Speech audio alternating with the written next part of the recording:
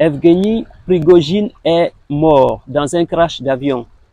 Et les Maliens vont voir, les Burkinabés vont voir, les Nigériens vont voir, les Centrafricains vont voir.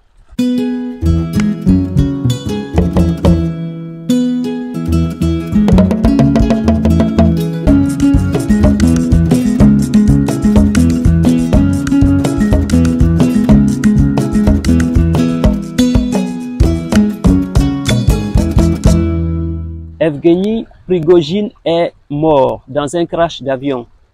Et les Maliens vont voir, les Burkinabés vont voir, les Nigériens vont voir, les Centrafricains vont voir.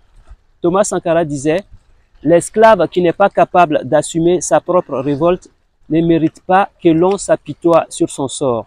Cet esclave répondra seul de son acte s'il croit à la condescendance suspecte d'un maître qui prétend l'affranchir. Seule la lutte paye. Alors, les médias s'enflamment. Partout, on ne voit que ça. Si tu me découvres pour la première fois, mon nom est Bachir M. Sanogo. Sur cette chaîne Business au pays, je te parle de business, d'entrepreneuriat, d'investissement et de l'immobilier. Mais exceptionnellement, je vais parler de ce qui se passe actuellement sur les réseaux et partout dans la presse concernant la mort de Prigojine. Prigojine, le chef du groupe Wagner, j'ai envie de vous dire, mes frères, tant que tu ne te bats pas pour ta liberté, tu resteras toujours le subordonné de quelqu'un d'autre. Ah, Wagner ne viendra pas nous sauver, Prigojine est mort, nanana. Là, on entend partout, le Mali va sombrer, le Burkina va sombrer, la Centrafrique va sombrer, et nanana, et nanana. Vu que Prigojine est mort, maintenant, ça y est, c'est foutu, on va mourir, on va tous mourir, on va faire ci, on va faire ça. Bullshit. Thomas Sankara disait, l'esclave qui n'est pas capable d'assumer sa propre révolte ne mérite pas que l'on s'apitoie sur son sort. Avec cette phrase, j'ai envie de vous dire que la liberté des Africains ne viendra que par l'Africain lui-même. D'abord, c'est quoi Wagner? C'est qui Wagner? Il faut savoir que des armées privées existent partout dans le monde. Ça existe partout dans le monde. Ça, c'est l'appellation pour lisser l'image des milices, au fait. Sinon, ça existe partout. En Russie, c'est le groupe Wagner. Ce que l'État russe ne peut pas faire, c'est le groupe Wagner qui va le faire à la place. Les milices sont parfois protégées même par les États. Ils sont parfois protégés par l'État parce que ce que les États ne peuvent pas faire officiellement sur les théâtres de guerre envoient en général ces milices-là faire ces genres d'actes. Sinon, ça deviendra compliqué et on peut attaquer carrément les États. En général, c'est les milices qui sont chargées d'aller faire ça. Mais il faut savoir que parfois, les milices sont sous les ailes des États. Je vais vous citer quelques exemples, les groupes armés qui existent. Un exemple en France, une société militaire privée qui s'appelait Socopex, entre parenthèses SMP, et c'est un groupe qui est basé à Carcassonne, ici en France, et son boss s'appelait Pierre Marziani, qui est mort en Afghanistan. Et ça, c'est un exemple. Aux États-Unis, il y en a plein. Il y a un groupe militaire privé qui est très connu, qui s'appelle Blackwater. Blackwater, qui est connu de tout le monde, qui est très puissant, et c'est l'armée la plus puissante, l'armée privée la plus puissante au monde. Ils sont un peu partout dans le monde, en Afghanistan, en Irak, ils ont été déployés partout dans le monde. Le boss s'appelle Eric Prince, qui est connu aussi de tout le monde. Donc, ces groupes armés privés là existent partout. Mais ceux qui sont mal aimés, on va les appeler milices et tout ça, comme le groupe Wagner. Donc, mes frères, pour nous libérer, il va falloir qu'on se libère nous-mêmes. C'est pas quelqu'un qui viendra d'ailleurs pour libérer les Africains. La liberté des Africains ne viendra que par l'Africain lui-même. Les Maliens, Burkinabés, les Nigériens, les Centrafricains vont voir. Prenons un exemple à l'école, dans la cour de récréation. Qu'est-ce qui se passe? Il y a toujours un qui est le plus fort, gaillard, qui frappe tout le monde, qui maîtrise tout le monde. Au bout d'un moment, il y a toujours un qui se révolte et à partir de cette révolte, on voit que cette personne-là qui dominait tout le monde devient tout petit et qui change d'attitude. Ces genres d'actions doivent nous faire tilt dans la tête. Tant que tu ne te révolteras pas, tu resteras toujours le sujet de quelqu'un d'autre. Tant que tu ne te révolteras pas, tu seras toujours écrasé par quelqu'un d'autre. Ça, c'est partout. Que ça soit dans la vie de tous les jours, que ça soit dans du business, que ça soit même dans les transports, que ça soit partout dans le monde, c'est comme ça. La politique étrangère partout dans le monde, c'est comme ça. Donc, j'ai envie de vous dire que les Africains, on ne peut pas s'asseoir tout le temps pour dire que tiens, les Américains viendront nous sauver. Tiens, les Français viendront nous sauver. Ah, maintenant, on veut plus les Français, on veut plus les Américains. Ouais, les Russes et tout ça, Wagner et compagnie et compagnie. J'ai envie de vous dire, faut pas qu'on s'asseye comme ça sur le laurier. Tant que tu ne te révolteras pas, tant que tu ne revendiques pas ta place, personne ne te la donnera cette place. On te poussera tout le temps. Un exemple, ce que j'ai vécu il y a 2 jours. Nous étions assis comme ça à une soirée, on discutait et tout. Et il y a une personne qui est arrivée, qui a commencé à fumer. Par politesse, je lui ai fait comprendre à cette personne que sa cigarette, sa fumée me dérangeait.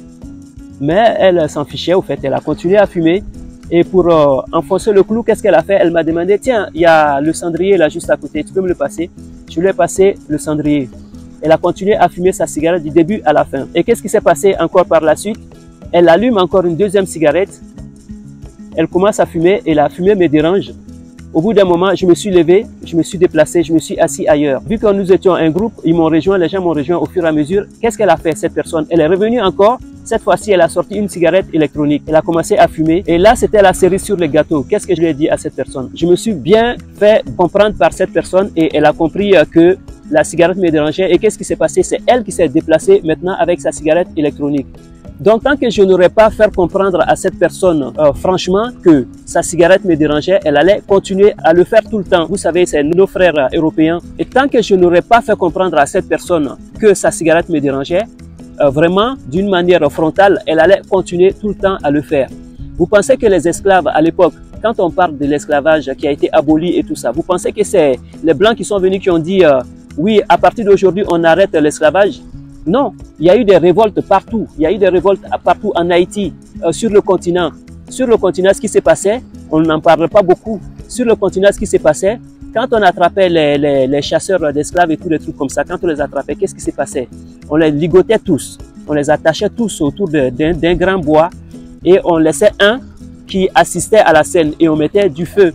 Un grand feu tout autour de ces personnes-là et c'était une mort atroce, quoi.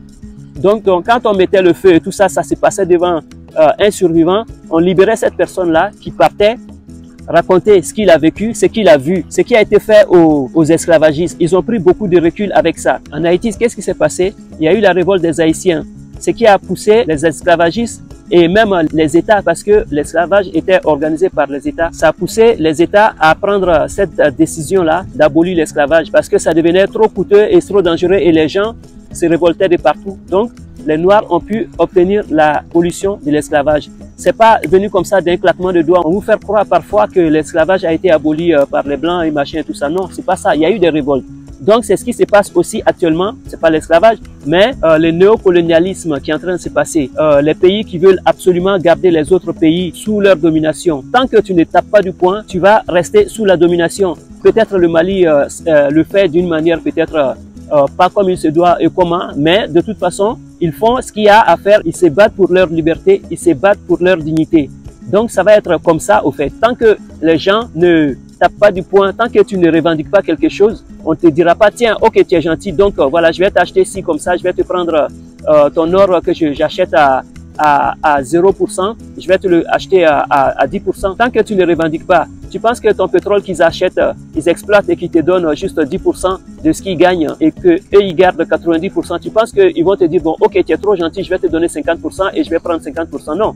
Tant que tu ne revendiqueras rien, tu n'auras absolument rien. Donc, cessons de compter sur les autres pour nous défendre, pour dire que c'est eux qui viendront nous apporter la liberté et compagnie. Ça ne se passera pas comme ça tant qu'on ne se défendra pas nous-mêmes. La liberté totale de l'Afrique ne sera obtenue que par les Africains eux-mêmes. Tant qu'on ne se révoltera pas, tant qu'on ne demandera pas, tant qu'on ne s'imposera pas, on restera toujours le vassal des autres pays, des autres continents, des autres peuples. Voilà. Ah, Wagner ne viendra pas nous sauver, Prigojine est mort, nanana. Là, on entend partout, Prigojine est mort, le Mali va sombrer, le Burkina va sombrer, la Centrafrique va sombrer, et nanana, et nanana. Vu que Prigojine est mort, maintenant, ça y est, c'est foutu, on va mourir, on va tous mourir, on va faire ci, on va faire ça. Thomas Sankara disait, l'esclave qui n'est pas capable d'assumer sa propre révolte ne mérite pas que l'on s'apitoie sur son sort. Cet esclave répondra seul de son acte s'il croit à la condescendance suspecte d'un maître qui prétend l'affranchir. Seule la lutte paye. Avec cette phrase, j'ai envie de vous dire que la liberté des Africains ne viendra que